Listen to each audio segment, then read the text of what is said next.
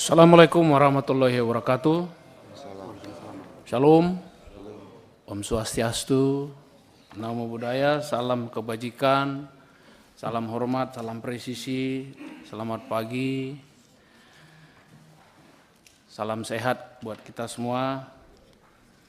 Yang kami hormati dan kami muliakan Ketua Komisi 3 DPR RI, para wakil Ketua Komisi 3 dan seluruh anggota yang hadir hari ini, anggota Komisi 3. Lebih khusus lagi ada juga Wakil Ketua MPR yang hadir dan para perwakilan mahasiswa yang hadir di atas, para pengamat, Kapolda Sulteng beserta jajarannya, Wakapolda NTT, dan seluruh jajaran yang hadir di ruang yang terhormat, di ruang Komisi 3. Pada kesempatan yang baik ini saya selaku Kapolda NTT dan seluruh jajaran Polda NTT menyampaikan rasa bangga dan mulia memasuki ruangan sidang Komisi 3 DPR RI yang mulia dan terhormat ini dan dapat bertatap muka langsung dengan anggota Komisi 3 DPR RI, di mana dalam pertemuan dan forum yang terhormat ini kami percaya akan mendapatkan banyak masukan, pembelajaran dan pencerahan dari para anggota Komisi 3 yang terhormat. Sebagai mitra kerja Polri sekaligus yang akan mengawasi, mengarahkan, memperbaiki kekurangan-kekurangan serta menyempurnakan hal-hal yang perlu diperbaiki dan disempurnakan sehingga Polri, lebih khusus Polda NTT, dalam perjalanannya nanti dapat melaksanakan tugas dengan presisi, prediktif, responsibilitas, transparansi, dan berkeadilan.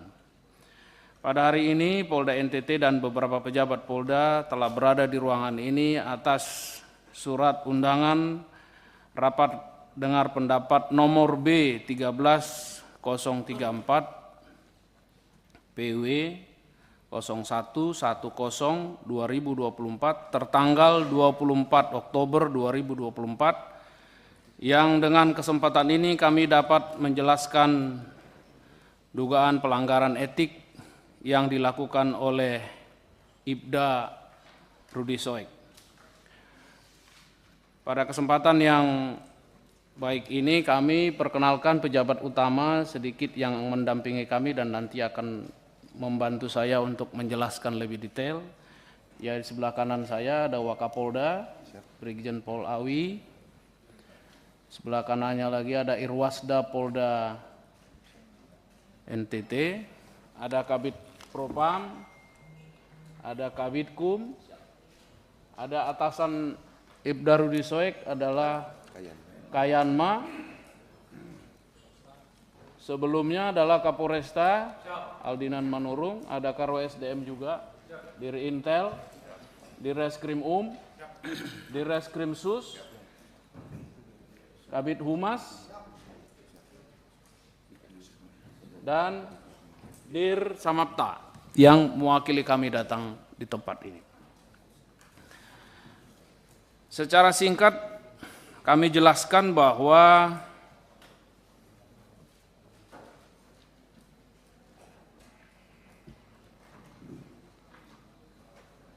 kejadian yang terjadi menimpa ataupun yang dilaksanakan oleh salah satu anggota kami, Ibda Rudi Soek. Sebelumnya kami tidak tahu Ibda Rudi Soek ini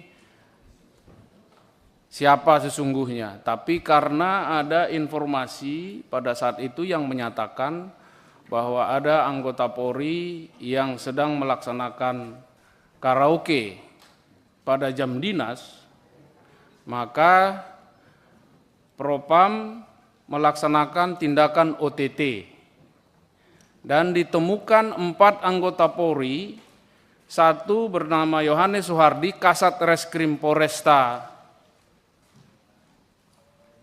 Kupang, kemudian yang kedua Ibda Rudi Soek yang waktu itu menjabat sebagai KBO atau Kaurbin Ops Reserse Polresta Kupang, dan 2 polwan, yaitu Ibda Lucy dan Brigadir Jin. Nah, ketika ditangkap, mereka sedang duduk berpasangan.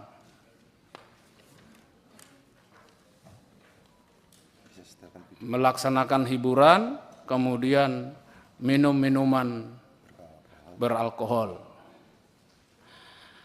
Nah, atas peristiwa ini, maka Kabid Propam melaporkan kepada Kapolda secara dengan informasi khusus, sehingga saya mendisposisi untuk dilakukan proses secara hukum. Pada tahap selanjutnya dilakukan pemeriksaan dan pemberkasan, pemeriksaan saksi-saksi dan pemberkasan sampai kepada peradilan kode etik, karena lingkup yang dilakukan oleh para terduga pelanggar ini adalah lingkup etik. Setelah dilakukan pemeriksaan dan pemberkasan, 3 orang disidangkan menerima putusan sidang, yaitu penempatan meminta maaf kepada institusi dan penempatan khusus di tempat khusus selama 7 hari. 3 orang dilaksanakan penghukuman dan diterima, tapi 1 orang atas nama Ibda Rudi Soek tidak menerima, memberikan keberatan dan meminta banding. Setelah dilakukan sidang banding, Hakim banding mempertimbangkan bahwa alasan-alasan dalam memori banding yang diberikan itu menyimpang dari apa yang dipersangkakan. Dan pada saat sidang banding, menurut hakimnya, bahwa yang bersangkutan tidak kooperatif dan seluruh membantah atas apa yang dilakukan tindakan OTT oleh anggota Propam. Sehingga dijatuhkan putusan memberatkan dan menambah putusan sebelumnya.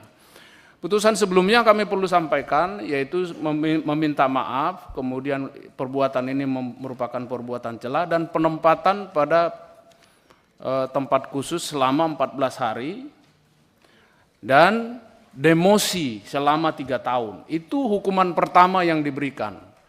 Tetapi beliau tidak menerima, Ibda Rudi Soek tidak menerima dan menyatakan banding, sehingga dalam banding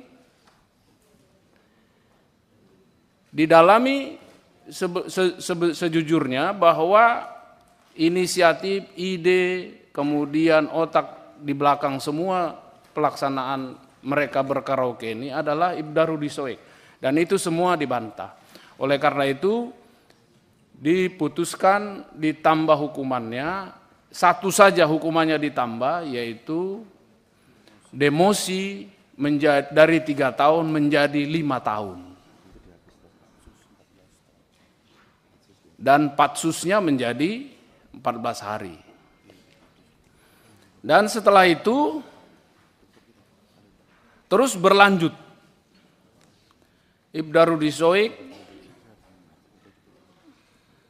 setelah dilakukan OTT di tempat karaoke ini, Ibda Rudi Soek sengaja membuat kondisi dan situasi yang melakukan penangkapan terhadap orang yang diduga pelaku BBM.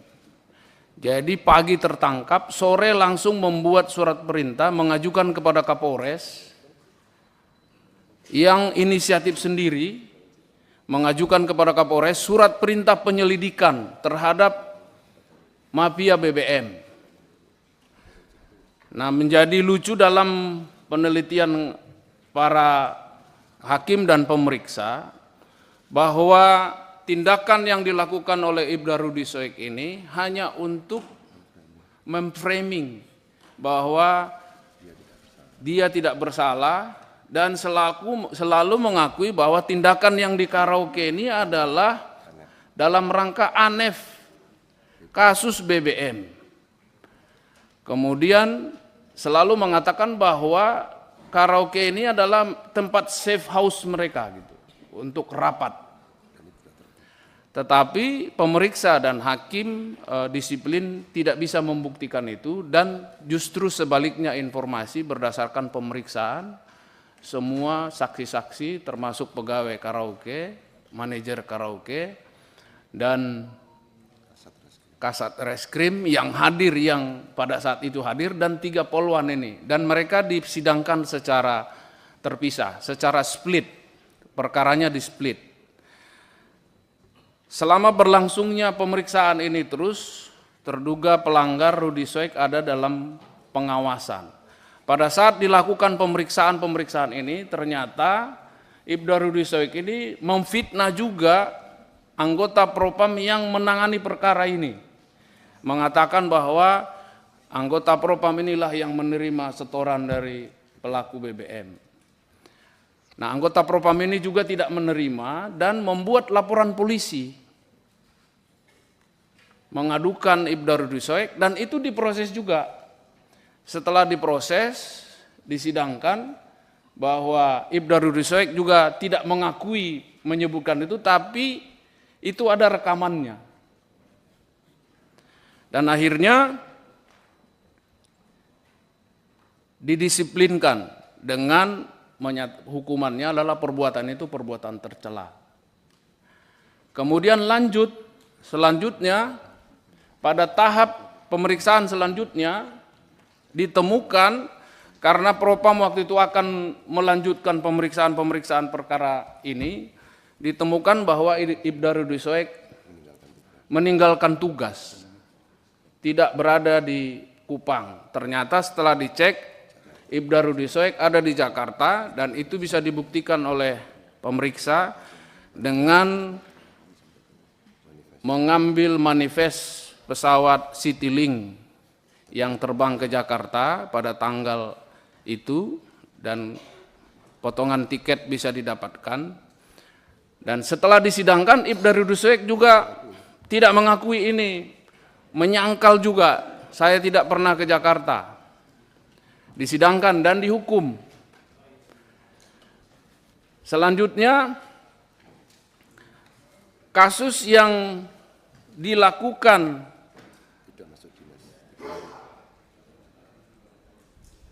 berangkat ke Jakarta itu setelah diputus, selanjutnya akan diperiksa. Ternyata dia tidak berada di kantor, dia tidak masuk berturut-turut selama 3 hari, dan itu akan menyulitkan oleh Propam untuk melanjutkan perkara ini. Dan diperiksa lagi, dibuat laporan lagi pelanggaran disiplin karena tidak masuk dinas selama 3 hari berturut-turut, dan diputuskan itu merupakan pelanggaran hukum disiplin, merupakan perbuatan tercela. Yang terakhir, yang kelima adalah laporan dari orang yang dilakukan polis lain terhadap drum kosong ini, melaporkan kepada Polda bahwa drum saya di polis lain, saya akhirnya usaha saya, nama baik saya jadi tercemar. Itu juga diproses oleh Propam, dan itulah kasus yang kelima. Pelanggaran SOP yang melakukan tindakan penyidikan tanpa administrasi penyidikan dan tanpa prosedur yang dikenakan tindakan KKEP. Dan itulah yang disidangkan dan diputuskan untuk Ibda Rudy Soek tidak layak dipertahankan menjadi anggota Polri.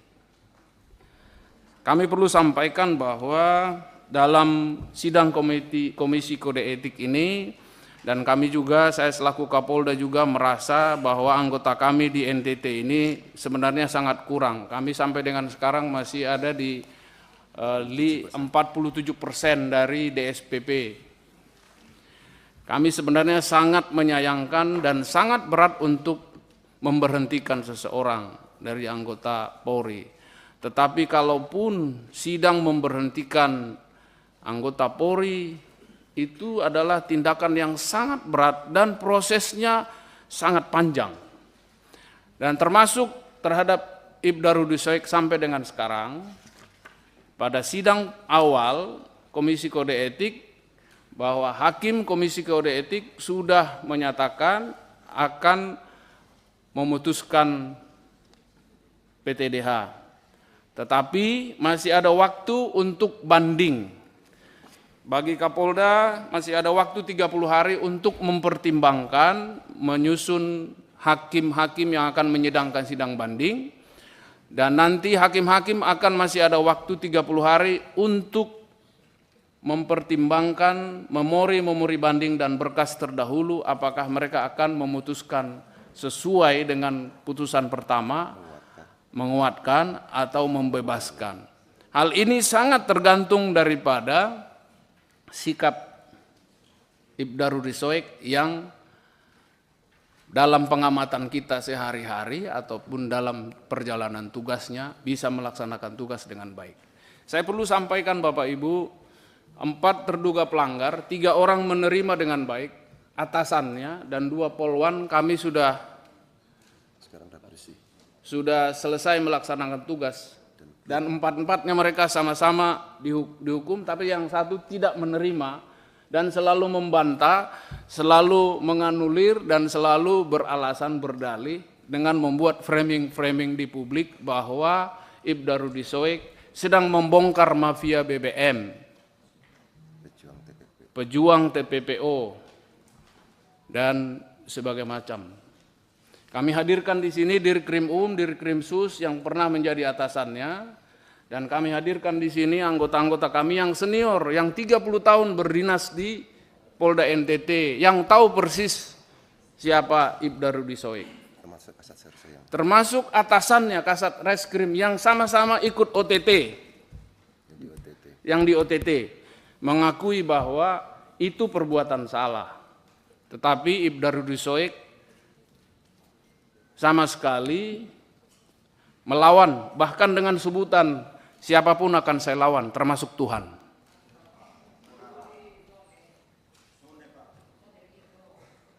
Itu saya dengar perkataan Baik, Pak, itu. Dan Pak, video ini nanti akan Pak Kapolda, kita putar. saya pikir sudah cukup. Terima Ya. kasih Pak. Sudah 2 kali dari waktu yang hampir 2 kali. Tadi 10 menit, Bapak 14 menit nggak apa-apa, kami toleransi karena memang banyak hal yang ingin disampaikan.